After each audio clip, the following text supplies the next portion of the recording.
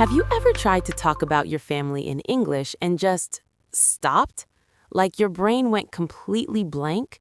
You knew exactly what you wanted to say in your own language, but in English, nothing came out. If that has ever happened to you, this episode is going to change everything. Welcome to Next Level English. I am Maya, and today we are going deep into one of the most personal, most important topics in any language, family. Stay with us because by the end of this episode, you are going to sound natural, confident, and real when you talk about the people you love. And I am Tom. Maya, I have to say, family vocabulary is one of those areas where learners know the basic words, mother, father, brother, sister, but then they get stuck the moment someone asks something like, are you close with your family, or do you take after anyone in your family? And suddenly they have no idea what to say. Exactly. And that is what today is all about. We're not just going to teach you words. We're going to teach you chunks, those ready-made phrases that native speakers use all the time. And we're going to teach you full sentences so you can actually have a real conversation about family in English. So let us jump right in. Okay, Tom, let us start with something very basic but very important. When English speakers describe their family, they often use a chunk that you absolutely need to know.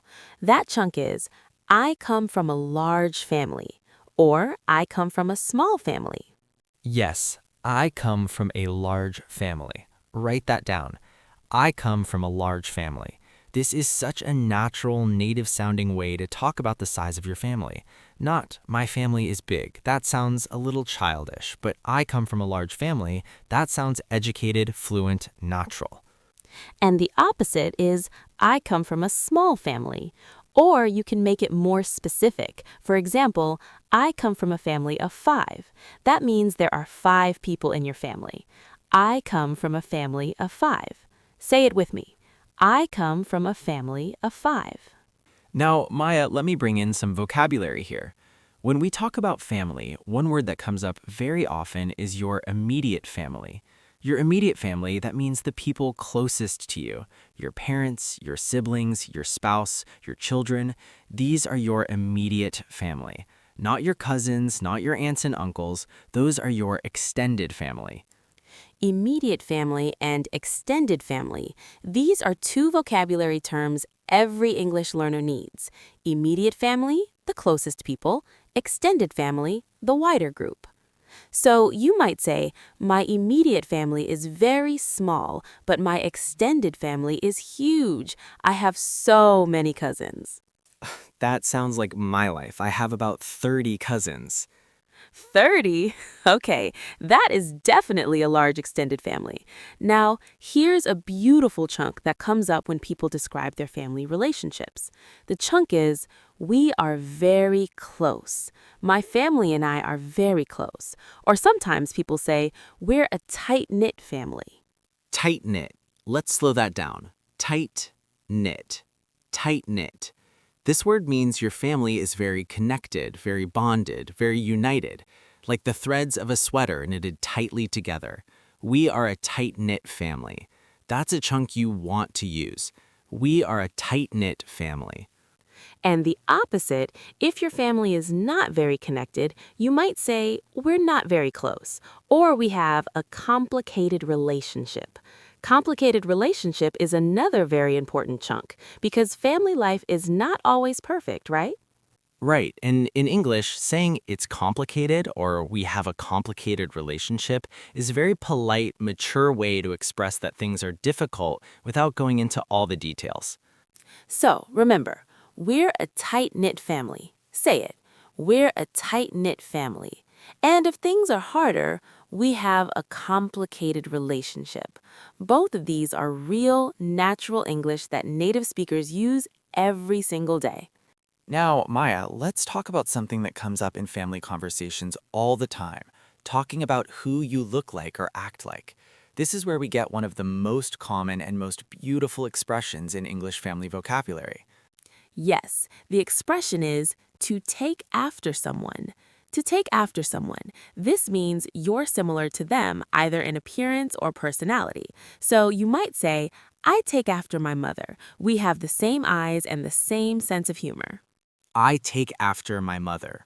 Or I take after my father. Or even I take after my grandfather. To take after someone means you inherited something from them. The way they look, the way they act, the way they think. I take after my mother. Say that again. I take after my mother. Now, Tom, this is different from another expression, to look like someone. I look like my mother is about physical appearance only, but I take after my mother can mean personality, habits, interests, the whole person. That is a very important distinction. I look like my mother, physical. I take after my mother, physical and personality. And here's another great chunk. The apple does not fall far from the tree. Have you heard this one? Oh, yes, the apple does not fall far from the tree. This is an idiom, and it means that children are very similar to their parents. If someone says this about you, they mean you act just like your mother or father. The apple does not fall far from the tree. So, if your friend sees you and your dad together and you both make the same joke at the same time, they might laugh and say, "Wow, the apple does not fall far from the tree." It's usually said in a warm, affectionate way. Yes, and sometimes a slightly teasing way. Now, audience, let's review. We have learned to take after someone, we have learned the apple does not fall far from the tree, and we know that I take after my mother can mean personality and appearance, while I look like my mother is more about appearance only. Keep those in mind. Okay, let's move on to something that comes up when people talk about family situations, especially when you watch it describe different family structures, because families today look very different from 50 years ago. Absolutely. So let us learn some important vocabulary here. First, nuclear family. The nuclear family is a traditional structure, two parents and their children living together. We grew up in a nuclear family. That is a vocabulary term worth knowing. And then we have single parent family, a family where one parent raises the children alone. She grew up in a single parent family. No judgment, just description. It is a normal, natural part of life. We also have blended family. A blended family is when two families come together. For example, when two people who both have children from previous relationships get married. Their children become stepbrothers and stepsisters. We are a blended family. This is very common today and very important vocabulary. Blended family, like different ingredients blended together to make something new. I love that image. And then we have a phrase that is used very warmly, chosen family. Your chosen family are the people in your life who feel like family, even if they are not related to you by blood. Close friends, mentors, people who have been there for you. These are my chosen family. Chosen family. That is such a meaningful expression because for a lot of people, the people they choose to have in their lives are just as important as the people they were born into. These are my chosen family. Say it. These are my chosen family. And that brings us to a very common sentence structure for talking about family. You will hear native speakers say, "Growing up, my family was," and then they describe it. "Growing up, my family was very traditional." Or, "Growing up, my family was loud and fun and always together."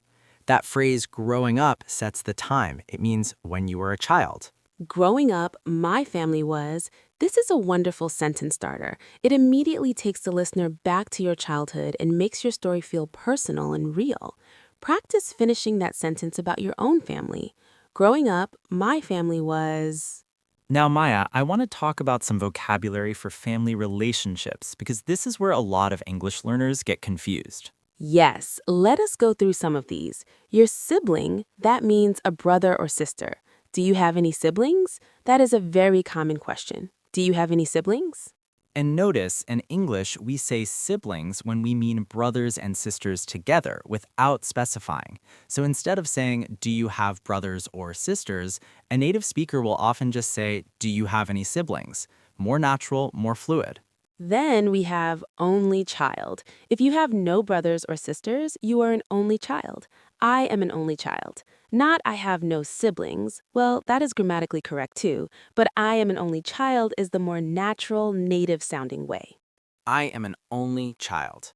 Now, what about the words for your parents' parents? Grandparents, grandmother and grandfather, but in spoken English, most people say grandma and grandpa, or even just gran in British English. These are the casual, warm versions. If someone says my gran, they mean their grandmother. And what about your aunts and uncles' children? Those are your cousins. Just one word, cousins, for both male and female. In English, you do not say male cousin or female cousin, just cousin. I have 3 cousins. Easy. Now, here's a tricky one. Your brother's wife, what do you call her? Your sister-in-law, and your sister's husband is your brother-in-law. The phrase in-law means through marriage, not blood. So your mother-in-law is your spouse's mother. Your father-in-law is your spouse's father. In-law, through marriage. In-law. A lot of learners make mistakes here. They say the mother of my husband, which is understandable, but my mother-in-law is the natural English expression. My mother-in-law. Say it, my mother-in-law. And if you want to talk about your brother's children, those are your nieces and nephews. Your niece is your brother or sister's daughter. Your nephew is your brother or sister's son. Niece and nephew. Niece, nephew. These are words that learners often forget or mix up, so say them again. Niece, nephew. Your niece is the girl, your nephew is the boy. I have 2 nieces and 1 nephew. Now, let us put all of this together into some full sentences and conversations, because that's the goal, not just to know the words, but to use them fluently. Right, so imagine someone asks you, can you tell me about your family? Here's how a confident, fluent English speaker might answer. Sure, I come from a pretty large family. There are 6 of us, my parents, my 2 brothers, my sister, and me. We are a very tight-knit family. Growing up, we were always very close. I take after my mother a lot. We have the same personality and even the same laugh. My brothers are much more like my dad. Did you hear all the chunks in there? I come from a pretty large family. We are a very tight-knit family. Growing up, we were always very close. I take after my mother. These are not random words, they're chunks, ready-made phrases that you can borrow and use yourself. So practice that paragraph. Make your own version. Start with I come from and build from there. Use the chunks we practiced today. And here's one more sentence that wraps up a family description beautifully. Family is everything to me. Simple, direct, emotional. Family is everything to me. That's a sentence every English learner should have ready. Family is everything to me. That one always gets me because it's true for so many people in every culture, in every language. Before we wrap up, let me give you a quick review of everything we covered today because repetition is how language sticks. First, chunks for describing your family. I come from a large family. I come from a small family. We are a tight-knit family. We have a complicated relationship. Family is everything to me. Say those to yourself. I come from a large family. We are a tight-knit family. Family is everything to me. Second, vocabulary for family members. Siblings, only child, grandparents, cousins, in-laws, mother-in-law, father-in-law, brother-in-law, sister-in-law, niece and nephew, immediate family, extended family, nuclear family, blended family, chosen family. And third, beautiful expressions. To take after someone. The apple doesn't fall far from the tree. Growing up, my family was. These are the phrases that take your English from textbook to real life. To take after someone. The apple doesn't fall far from the tree. Growing up, my family was. Say those out loud. Hear them in your mouth. That's how they become yours. And that's a wrap for today's episode of Next Level English. If you learned something today, if you're going to use tight-knit family or I take after my mother in your next English conversation, let us know. Leave a comment, share this episode with a friend who's learning English, and come back next time because we have so much more to explore together. Remember, every new chunk you learn, every new phrase you practice is one step closer to the English speaker you want to be. You're not just learning a language, you're building a new version of yourself. And that's what Next Level English is all about. I'm Maya. I'm Tom. and we'll see you in the next episode.